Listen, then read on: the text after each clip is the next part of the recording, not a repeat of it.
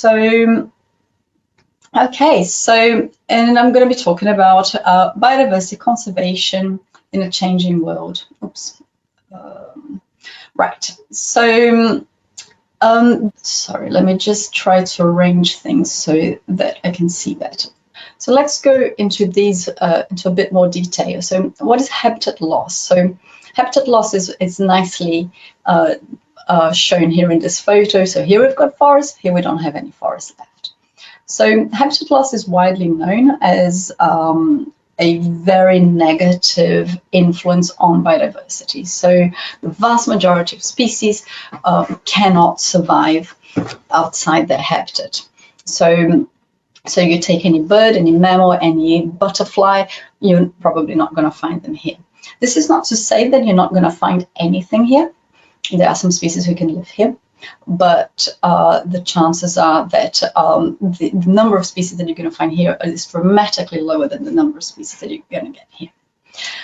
But one of the things that we see also in this picture here is that you can see that you can see the trees here, you can see the individual trees and the logs on the ground. So this suggests to us also that this is a very small area.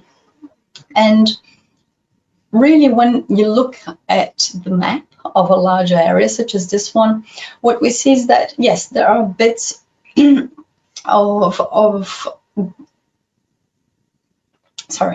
are bits that, you know, there's been a complete removal of habitat, but then there are bits where you can still see that there is a fragmentation of habitat. So this area here is the place where I did my PhD several years ago, and some of these are the studies, the patches where I studied birds at the time. So here we were looking at the effects of habitat fragmentation on species, which is this breaking apart of the remaining habitat. So this region used to be an entire block of continuous forest, and it was slowly cut into pieces, and you have all these roads and all these areas here.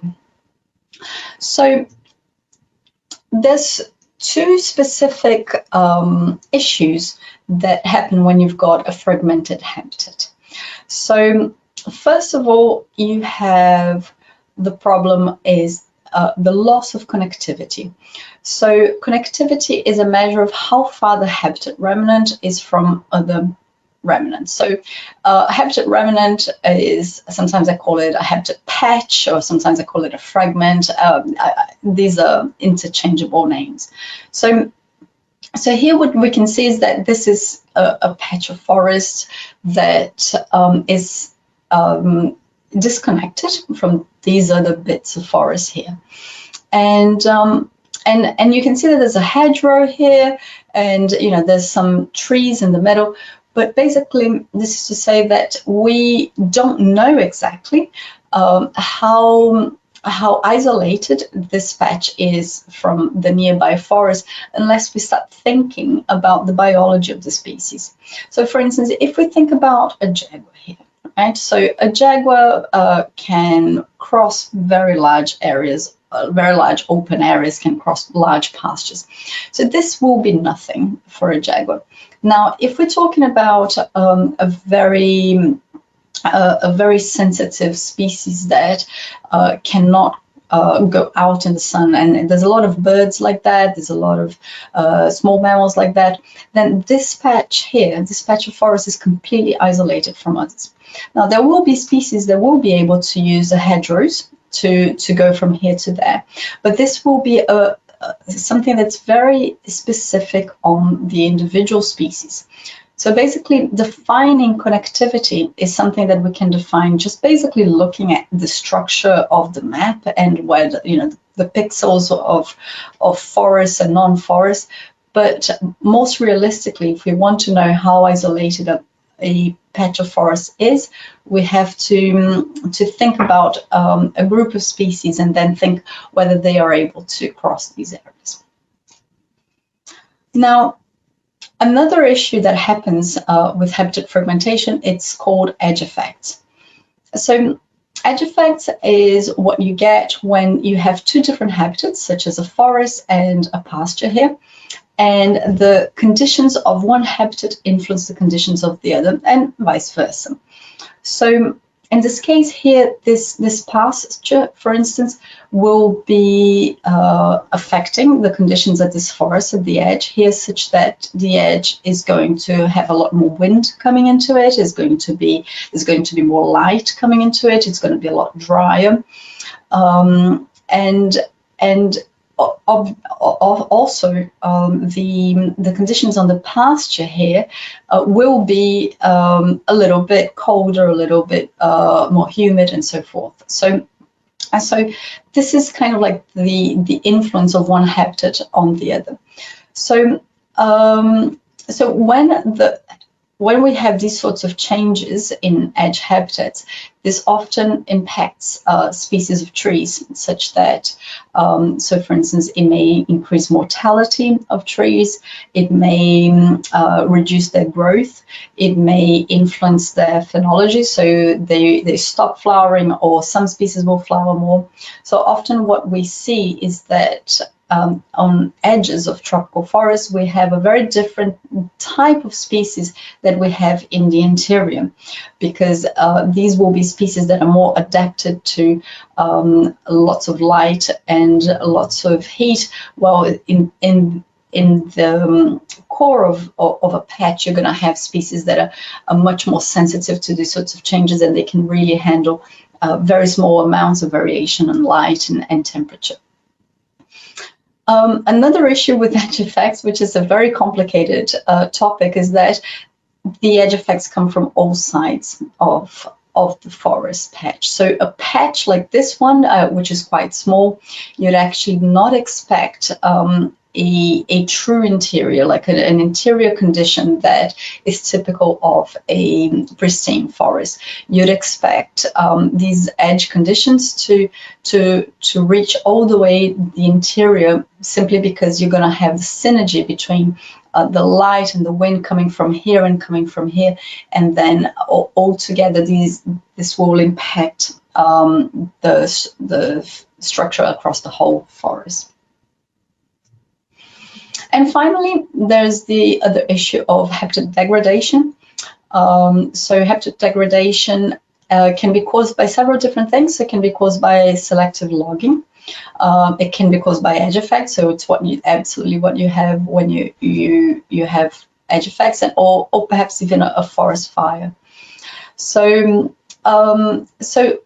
when we are thinking about habitat degradation, really looking from a map, looking from a Google image, for instance, what you're going to see is that, it's forests in the same way as a more pristine forest. But this is what a pristine South American forest looks like. It's got some very large trees. It's got a lot of structure. The trees are very tall, and they are very wide as well, which shows that they're old trees. And you're going to have a lot of other species, some that only grow up until 2 or 3 meters, then others that grow a little bit further, I don't know, 20 meters, and then the canopy trees that are 30 to 40 meters. And this is what you have in a secondary forest, or in a forest that has been influenced by edge effects. So you have very small trees that there will be, all of them will be about 5 meters tall, for instance, and they are all pretty small. They're all pretty close together.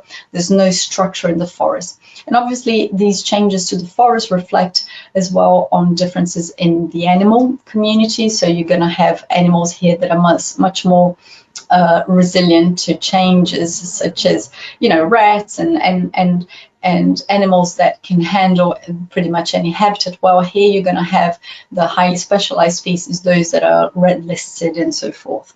So this is to say that sometimes you can have the forest there. In our eyes, it still looks like the habitat is present, but for the species that live there, the habitat is not the same, because for them it doesn't have the resources that they need to fulfill their requirements. So now I just want to talk a bit about what drives deforestation in the tropics. And so a lot of the time, people will blame population density and population size for deforestation and biodiversity loss. So you do see that there are some areas of the world that are much more heavily populated than others. So here, the darker the brown, the more heavily populated. So some areas are very, very densely populated. But the problem with deforestation is that deforestation really is not a locally driven issue. So it's not that just because there are people living in the Amazon that they're going to cut the Amazon. So deforestation is driven by commodities that are used all around the world.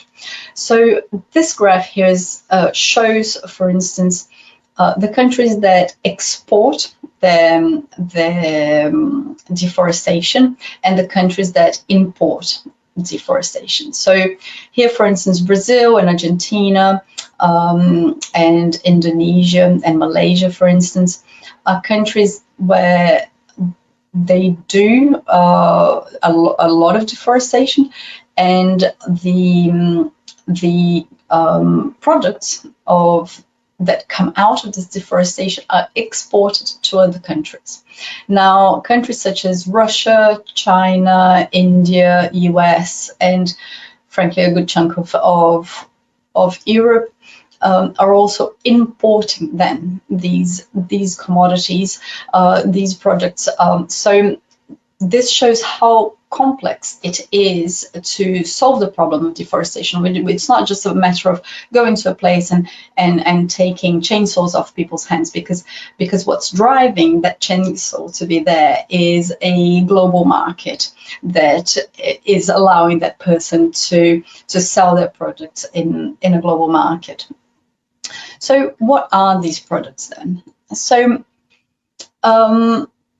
the vast majority of the deforestation, the annual deforestation, is basically driven by cattle.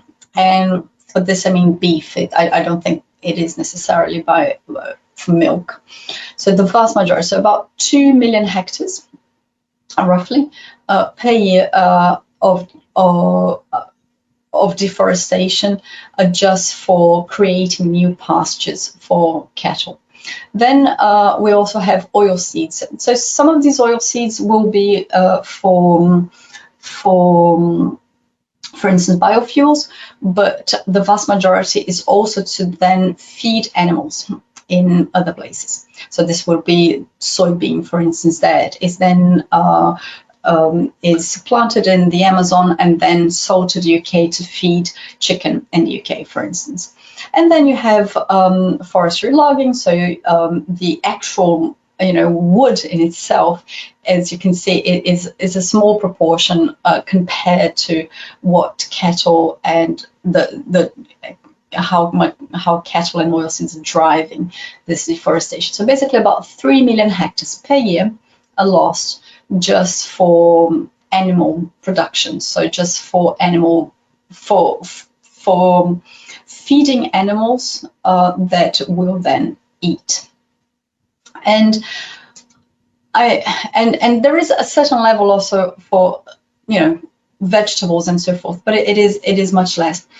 And I should say also that so I'm not anti-cow and I'm not anti-meat. I do eat it, but I am finding it harder and harder to justify eating beef, particularly knowing that so much of deforestation around the world is just because of beef or other types of meat. And when you think about this, we often kind of claim that, blame cows for the methane they produce, but we don't really think about all the deforestation they're driving as well, which is really quite significant. Right, so that was very doomy. So how can we So how can we reduce or prevent biodiversity loss in the tropics? So there's lots that we can do, and I'm just going to show you a few examples here. So the first and foremost, the most important thing that we have to do is to simply stop deforestation, because absolutely nothing replaces old growth forests. And sometimes it is a bit concerning, because we see, for instance, some government schemes, for instance, are very heavily influencing reforestation, which is great, but what we really need is to stop deforestation. So one of the ways, and that I'm going to focus here now for the moment, is basically on consumption. And I am very much against the idea of solely personal responsibility. I don't think if I stop eating meat now, it's going to make absolutely no difference in the world. It's only if a very large number of people reduce their consumption that we're going to make any change. Or perhaps there are different ways of doing these changes. So UK supermarkets, funnily enough, have a very, very large role in this. And Tesco's, for instance, is one that has a partnership with WWF, where one of my former students, one of a former Imperial College, she's an Imperial College graduate, so she is working in this partnership. And what they're doing is they are trying to track all of the footprint through the chain that they have all the way to the producer, and so that all of the meat, for instance, that is sold at Tesco's is not is deforestation free. So that you know that when you buy a piece of meat there, or a piece of chicken, which you think, this chicken is raised in the UK, sure, but what is it feeding on? Is it feeding on soybeans that came from the Amazon? So these are kind of incredibly complex questions that they are doing in this partnership, and I think it's incredible, and this is very important, because the deforestation in the Amazon went through a period when it was really, really low, and it was exactly because of this, because the European market stopped buying meat from the Amazon started buying meat from cows that had grown in areas that had been recently deforested in the Amazon.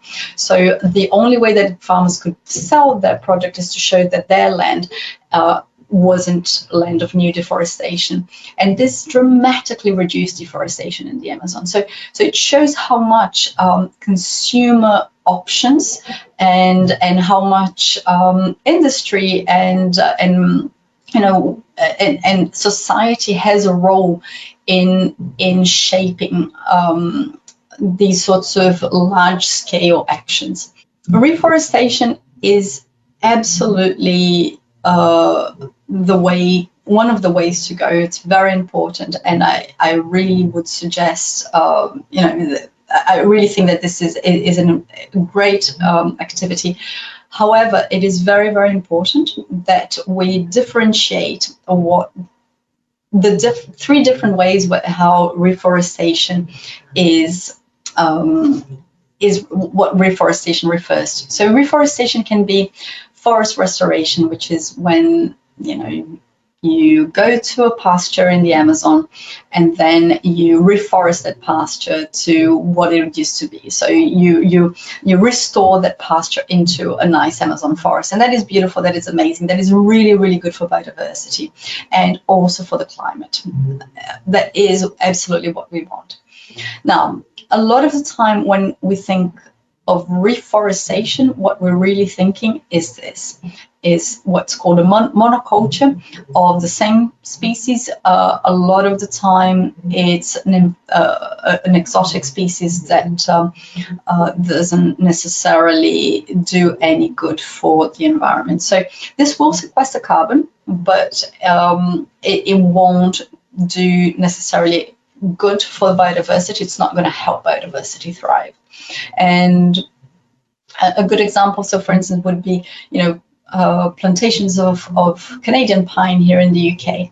So yes, they will grow fast, but they will often be cut down after a while, and they won't really improve the soil. They won't create habitat for species. And then there's the worst of all, which is it's called afforestation. So afforestation is when you grow forest in places where forest didn't used to exist. So for instance, a desert, for instance, or a savanna. And that is the most damaging of all types of reforestation, because basically we are destroying the habitat for those species by planting forests. And a lot of these species that are used to open areas may not necessarily then walk into a forest, simply because they're used to other areas, to other habitats. So this is to say that these days there's a lot of, click here to plant a tree, or kind of like, do you want to, plant some trees while buying this flight to whatever. I would say it's really tough. It is, if they're all doing forest restoration, that would be amazing. A lot of them are going to be doing these too. There's very few schemes that are actually doing restoration. So pay attention to that. And, if you want to know more, just kind of go and check what is it that they're doing. A lot of the time, the planting a tree is just really reforestation or afforestation. It's not necessarily going to be restoration, because doing restoration is so much more complicated and also more expensive, that they will definitely let you know if they're doing a restoration rather than a reforestation. And last but not least as well, so there's a lot of ways that ecology can inform biodiversity conservation. So here I'm just giving an example of 2 pieces of work that I've done. So in the past, I've been working in the Atlantic forest of Brazil, which is a big tropical forest that occurs along the coast of Brazil, and we found out that we need at least 30% of forest cover to preserve biodiversity there. So we engaged with some policymakers, and this led to the development of 3 different environmental laws in Brazil, in the state of Rio de Janeiro, São Paulo, at federal level, that kind of prioritize areas for habitat restoration, and also work a bit with the offsetting schemes that exist there. So if you want to know more about this, you can go, look up this video called "Saving the Forest on a Shoestring." It's on YouTube and etc. And more recently as well, I had a PhD student working on spider monkeys in Costa Rica. And she used acoustic monitors spread across a large area of the Osa Peninsula in Costa Rica, and we developed an algorithm using AI to detect when the spider monkey had made a call, so we could tell exactly where the spider monkey was occurring in this region. And we found out that they're really impacted by paved roads.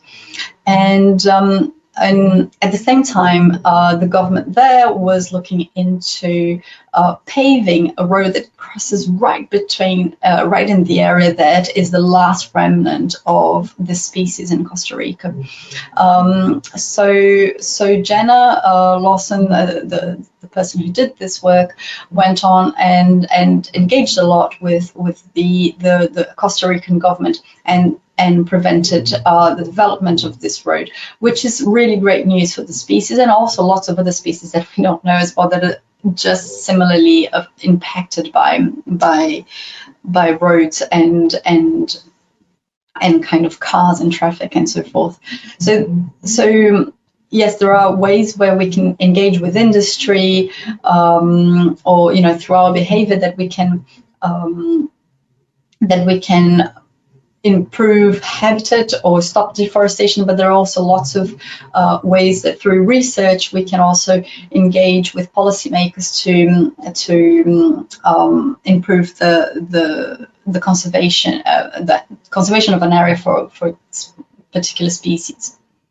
And I just want to end my talk with often a lot of the question that people are asked when they think, okay, you know, should I go and study ecology at university?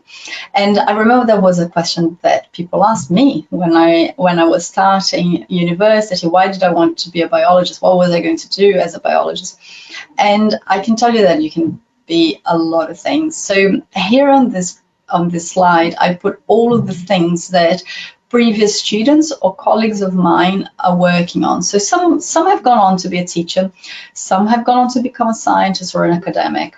I have students working on AI and machine learning, because ecology, I suppose you can go down the route of something that's a little bit easier data-wise, but a lot of current methods are very much heavy using like very large databases of data, such as, for instance, acoustic data or genetic data. And so we are all we all have to do a reasonable amount of statistics and data handling.